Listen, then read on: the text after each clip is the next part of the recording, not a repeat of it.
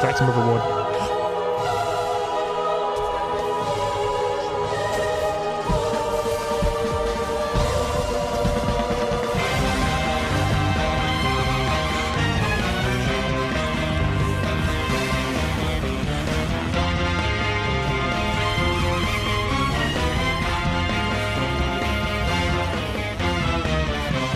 There are no accidents. If Riot never wanted this to happen, Thresh wouldn't have an AD ratio on his E. So naturally, you're going to get hilarious results when you load that auto attack with as much AD and bursty on hits as you can. Just look at them drop when you hit them with that Duskblade Stormrazor infested slap. Once you get a taste of just ending someone, it's difficult to stop. Just seeing someone on even half HP as you rev up Predator awakens some bloodthirsty urge I would never have had otherwise. Oh shit, I'm dead!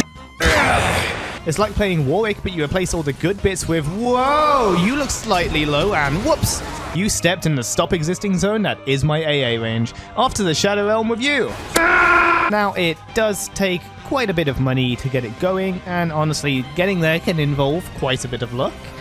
But once things get going your way, oh boy, are people going to be scared of getting anywhere near you. But what about when even the slightest thing doesn't go your way?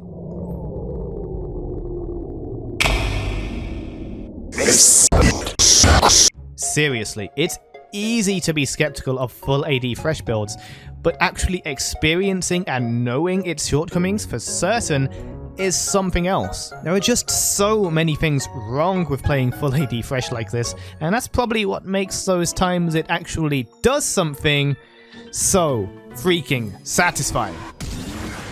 For one, you only have 450 range, so playing with a squishy build with no magic resist is just begging to be swatted aside by whatever AP damage might be present in the game. Am I dead? Yes. And since you have to position really far back like an AD carry, you can't go disrupting the enemy team and flaying as many people as possible, so you're really limiting how much of Thresh's kit you can actually take advantage of. Instead, you have to save your abilities to peel anyone off you when they jump on you, and you can still end up dying, you're just that squishy. And unlike an AD carry, you can't even auto-attack. Watch how I'm not even helping attack the dragon because I'm saving my auto attack for the enemy champions and they try and stop it. Or as a kind of terrible smite that I fail anyway. That could easily apply to farming minions in a stalemate, Baron standoffs, and even champions at times. Literally, everything rides on this one auto attack, taking away so much from Thresh's natural utility and abilities, and what's the payoff? Usually, not even killing your intended target. It's so rare that you'll ever actually take someone from 100 to 0%, and we can't go around calling killing some squishy on 20% health with one auto attack a one-shot, though it is pretty satisfying. Simply too much is riding on this one auto attack, meaning we can't even spare auto attacks to CS or DPS someone else in a fight. If I have to try killing Katarina, I have to wait until I can attack Katarina, and I'm not attacking anyone else.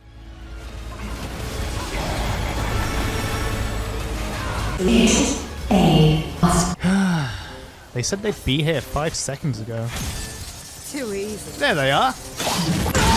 And most of the time, with your 450 range, you're not anywhere close enough to land this auto attack of yours. If you use Q to close in, you might die mid-flight. There are some combos and items you can use to get around this, but when you land a hook, even slight contributions from your team while using a more sensible build could make up for all the AD you've built pretty quickly during the CC lock. So it's dumb fun, in every sense of the term. What we need is a way to keep that satisfying executing one-shot power, but without straying away from what makes Thresh at his core fresh.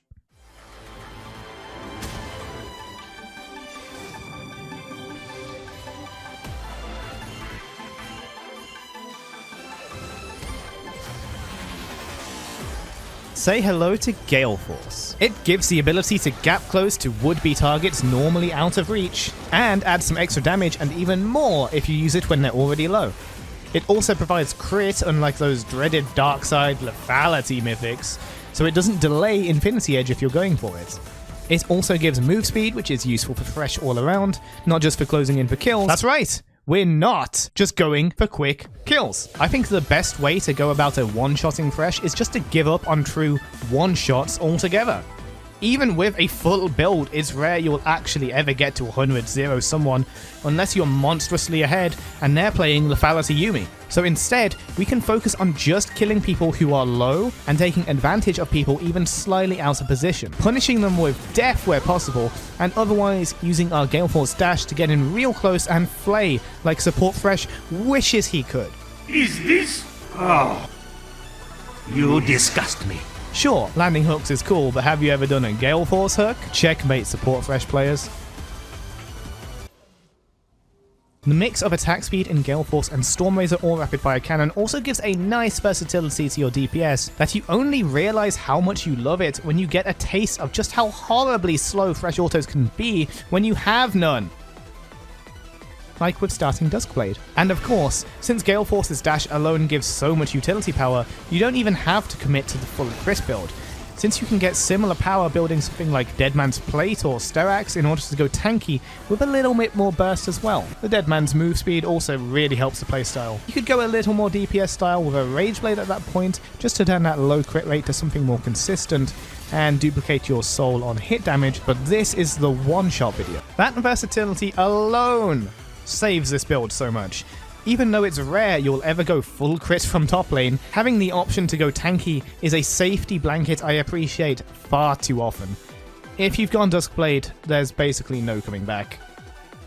Even if you commit to high damage, Thresh's mixed damage nature makes penetration ridiculously hard to itemize without going Divine Sunderer, which, look, Sheen items on Thresh make me sad, okay? Thresh simply does not use his abilities off cooldown, especially not to waste them just to get a little more damage out. Also, his base AD sucks, so Sheen and 24 are pretty horrible as well. Anyway, since you can't really itemize mixed pen, you tend to fall off a lot harder than other assassins or AD carries, so the idea of the true one-shot gets even further and further away. I say it's best to use the early mid-game power of AD Thresh with Gale Force, maybe a Storm Razor or Rapid Fire, and an Infinity Edge if you're feeling spicy.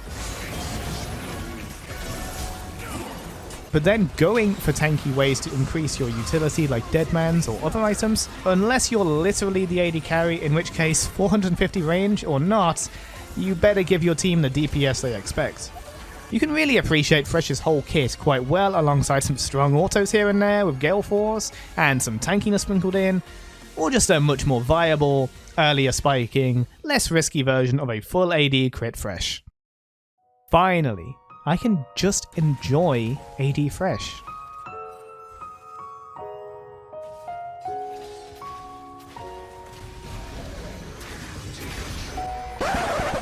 It is good there to be not dead. If I did just a bit more damage, I would have gotten them. No, I did fine. I've more than made up for it in the rest of the game. I flayed, hooked, and did decent enough damage where I needed to. And it's not like any other item could give me a dash and more damage than I already have anyway.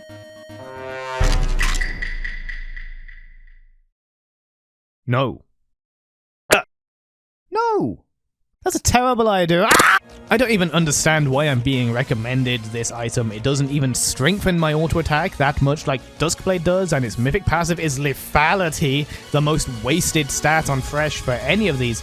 No way can this be good! Sweet baby pre-rework Aatrox! What unfathomable power! Sure, its straight up damage is just a small little whip on the side while you gap close, and it can't be freely cast like Gale Force can, but that 15% damage really works! If there's anything I've learned from playing late game RPGs like PSO2, it's that even the tiniest of percentage increases to damage can actually add huge amounts to your overall DPS. Big numbers mean big percentages. So the biggest damage number auto attack Thresh is gonna get an insane benefit.